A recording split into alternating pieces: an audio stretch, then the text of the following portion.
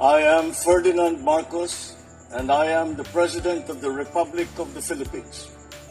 I stand today on behalf of 110 million Filipinos.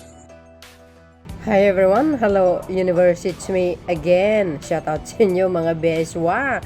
Hello sa mga Marcos loyalist supporters Filipinos and OFW. Nako, mayroon tayong good news mga besa.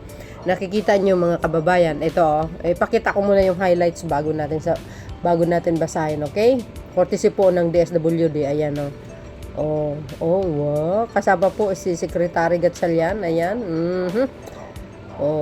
Si Secretary Kakdak, ayan yan.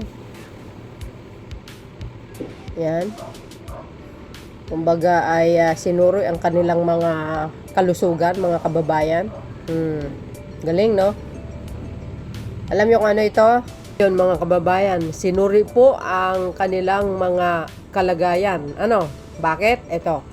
Ito mga beswa, in photos, Department of Social Welfare and Development, which is ang DSWD Secretary Rex Gatchalian, joined Executive of the Department of Foreign Affairs, which is ang DFA, Department of Migrant Workers, DMW, and other concerned government agencies, and receive being the 176 repatriated individuals who were victims of an illegal case of trafficking in person in Myanmar. Agay!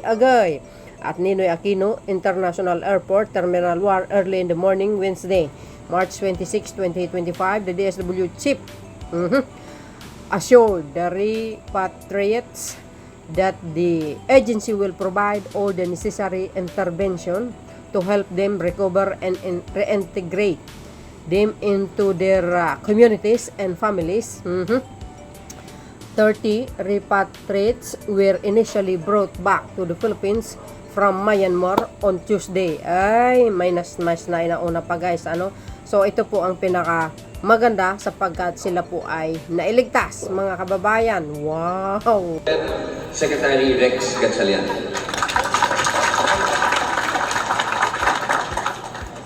Magandang umaga po sa inyong lahat.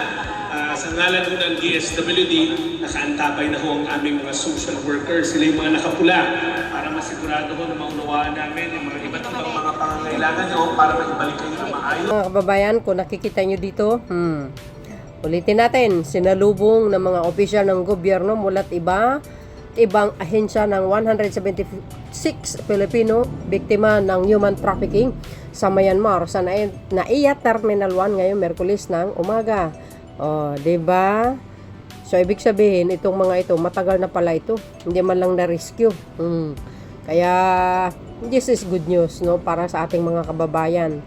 Aba, maging masuri kayo sa mga pinag-applyan nyo ng trabaho. Hindi nyo alam, binubugaw na pala kayo sa iba't ibang bansa. No? Dapat maging madiskarte kayo dito sa sarili nyong bansa. Hindi yung umaasa kayo na sa ibang bansa na ang akala nyo ay mabigyan kayo ng trabaho, yun pala kalbaryo ang abutin nyo doon. Biro mo yun mga kababayan, biro nyo yan mga bes. 176 na Pilipino biktima na human trafficking, ang dami niyan. Di ang daming pala mga taon na sinayang nila. Hindi kasi basta-basta mga kababayan na magtiwala ka, lalo na hindi autorisado yung mga agency na pinag-applyan nila, ay delikado po yun. Dapat yung talagang sa POA mas much better pa doon, no? Mag-apply kayo. Tsaka isa pa, nakakatakot yung ganitong klaseng mga gawain, mga kababayan, ano?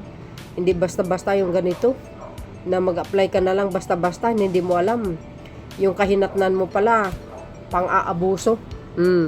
Yan, no? Malala talaga ang mga recruiters ni mga to. Dapat panagutin, ano? So, dahil dito guys, no? Maraming salamat sa pamahalaang Marcos sapagkat talaga namang sila po ay na-rescue, no?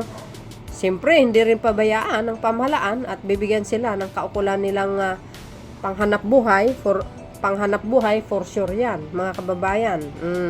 Sa ating mga kababayan na gusto mag-ibang bansa, dapat dekalidad yung pinag-applyan yung mga tawag dito, yung mga agency, mga bes. Nako, ang hirap ng buhay pa naman sa ngayon.